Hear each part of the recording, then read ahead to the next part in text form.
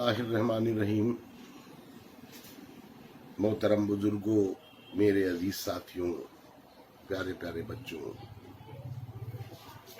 उम्मीद करता हूँ कि आप सब खैरियत से होंगे और अपनी अपनी जगह पर रह कर अच्छे होंगे। अल्लाह रब्बुल आलमीन आप सबको अच्छा रखे और सेहतयाब रखे। आप सभी लोगों को ईद की बहुत सारी मुबारकबाद। हालांकि इस बार कुछ ऐसा माहौल है कि ईद की मुबारकबाद देते हुए भी थोड़ा सा बहुत दिल से अच्छा नहीं लग रहा है, लेकिन आप सबको ईद मुबारक। अल्लाह रब्बुल आलमीन आप सबको आफियत से रखे। मेरे भाइयों, एक चीज तो आप देख रहे हैं हमारे मुल्क के क्या हालात हैं कोरोना वायरस जैसी बीमारी महामारी को लेकर के, और उन हालात से कोई, मैं समझता हूं कोई घर अब मुतासिर ऐसा नहीं होगा जो मुतासिर न हो। किसी न किसी के घर के रिश्तेदार, नातेदार, दोस्त यार, कहीं न कहीं कोई न कोई कैजुअलिटी जरूर हुई है। और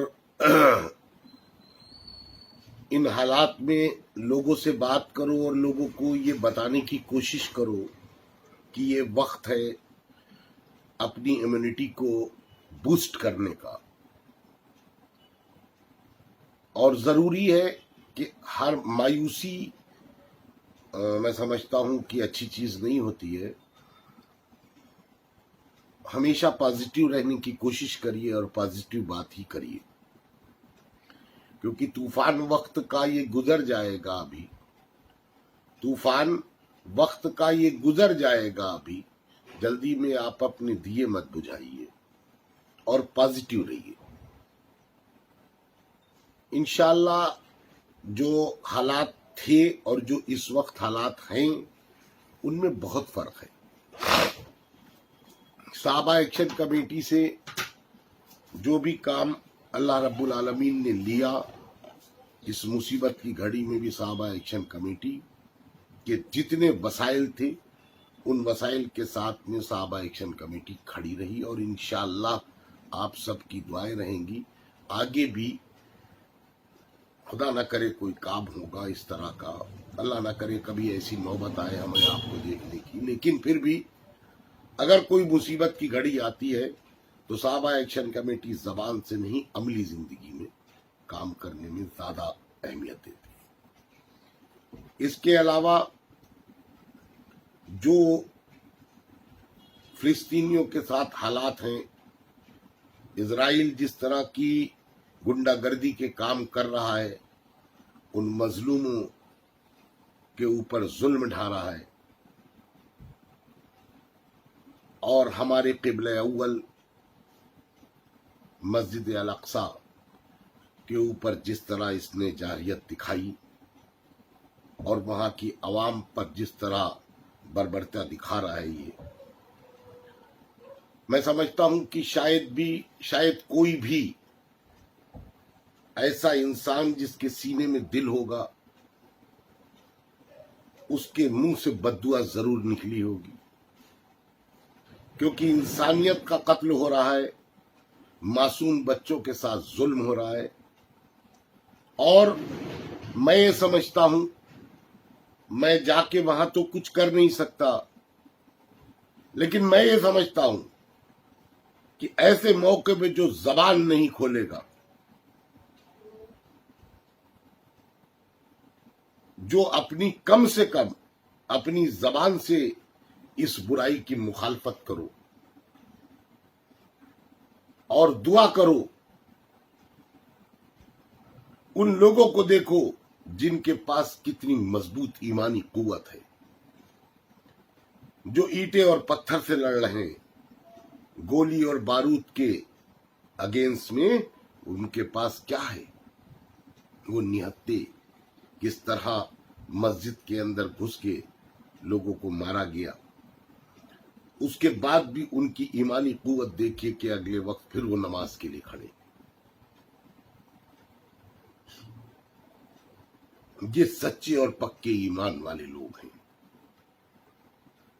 وہاں کی عوام کے ساتھ مجھے افسوس اس بات کا ہو رہا ہے, دکھ اس بات کا ہے کہ اتنی بڑی بڑی جو سپر پاور ہیں ان کے منہ سے آج کہاں ہیں وہ لوگ جو بین الاقوامی اتحاد کی بات کرتے ہیں. ان کو نہیں دکھائی دے رہا ہے کہ فلسطین جس ملک نے اسرائیل کے لوگوں کو اپنے یہاں جگہ دی, ان کو اپنے یہاں رہنے کے لیے دیا, جب تمہارے لیے پوری دنیا تنگ ہو چکی تھی تب تمہیں رہنے کے لیے دیا, اور اس کے بعد تم نے ان کی جگہوں پر قبضہ کیا.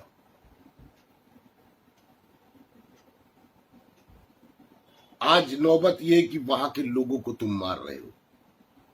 کم سے کم ہونا یہ چاہیے کہ جہاں کہیں بھی پوری دنیا میں کہیں بھی اگر انسانوں کا خون بہے اور اس طرح بہے تو یہ بڑی بڑی طاقتوں کو اس پر تو بولنا ہی چاہیے, اس بات پر تو بولنا چاہیے. مسلمان تو مرنا مٹنا سب کچھ اپنی مسجد کے لیے کر دے گا. وہ ہمارا قبلہ اول ہے. ہم وہاں جا کے نہیں کر سکتے, ہم یہاں سے تو دعا کر ہی سکتے ہیں اور ان کو بددعا دے سکتے ہیں. جو لوگ اس طرح کی پورے عالم میں کہیں پر بھی اس طرح مظلوموں کے ساتھ حرکت کرے, چھوٹے چھوٹے بچوں کا قتل کرے. آپ دیکھیے جو ایک میڈیا کی بلڈنگ تھی اس کو بھی کل گرا دیا. کہاں ہے عالمی برادری, کہاں ہے یہ میڈیا؟ آج اس کے اوپر حملہ ہوا تب بھی بولنے کے لیے نہیں ہے. یہ سب بکے ہوئے لوگ. آج آپ دیکھو, آپ کو سب دکھائی دے رہا ہے, کون سے اخبار, کون سے سوشل میڈیا, کہاں پر آپ جن کے پیچھے دوڑتے ہو ان کی آوازیں کہاں ہیں؟ وہ سب کہاں چلے گئے؟ ان کو کس بات کا خوف ہے؟ کیوں وہ ڈرے اور سہمے ہیں کہ زبان سے بھی نہیں بول پا رہے ہیں؟ کم سے کم غلط چیز کی زبان سے تو مخالفت کرو. مگر نہیں, ان کو صرف اور صرف اپنی دکانیں چلانا ہے. ان دکانداروں کو اس سے کوئی فائد نہیں ہے, کوئی مطلب نہیں ہے کہ دنیا میں کیا ہو رہا ہے, کہاں کیا ہو رہا ہے. ان کی صرف اپنی دکانیں چلنا چاہیے. آپ کا قتل عام ہو, ان کے اوپر کوئی فرق نہیں. میرے بھائیوں, یہ وقت بہت سخت ہے اپنے ملک کی سلامتی کے لیے کہ اے رب العالمین ہمارے ملک سے جلد یہ وبا ختم ہو. اب دیکھیے کہ لاکھوں لوگ بیمار پڑے ہیں اس وبا میں, اسپتالوں میں پڑے ہیں, اور ہزاروں لوگ موت اور زندگی سے لڑ رہے ہیں. ان سب کے لیے دعا کیجیے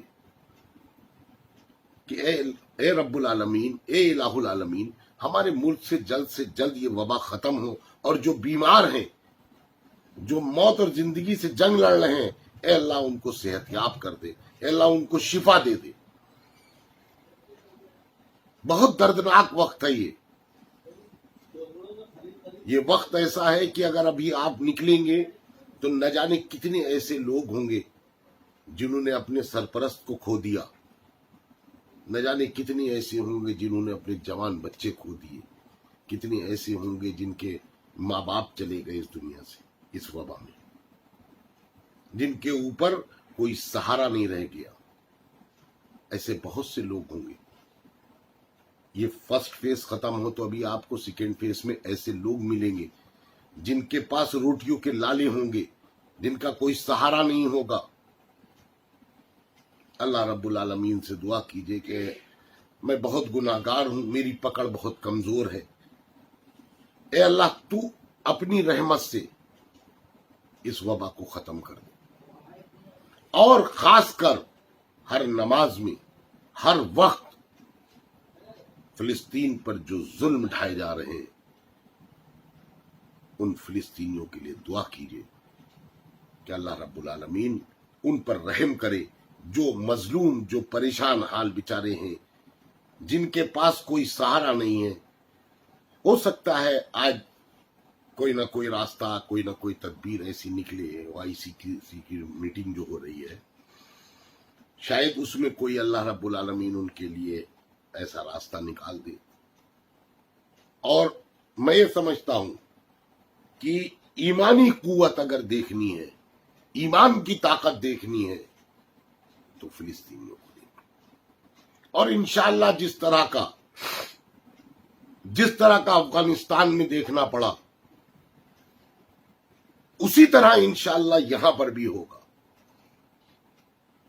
میرے بھائیوں، انہی باتوں کے ساتھ اپنی بات کو ختم کرتا ہوں، اور آپ سے یہ امید کرتا ہوں کہ آپ سبھی حضرات جو لوگ بھی ہماری اس ویڈیو کو دیکھتے ہیں اور میری آواز سے آواز ملاتے ہیں اور اس ویڈیو کو پسند کرتے ہیں، وہ سبھی حضرات اپنے ملک سے اس وبا کے خاتمے کی دعا کریے، اور ساتھ ہی ساتھ فلسطین کے لیے بھی آپ حضرات دعا کیجیے۔ خدا حافظ۔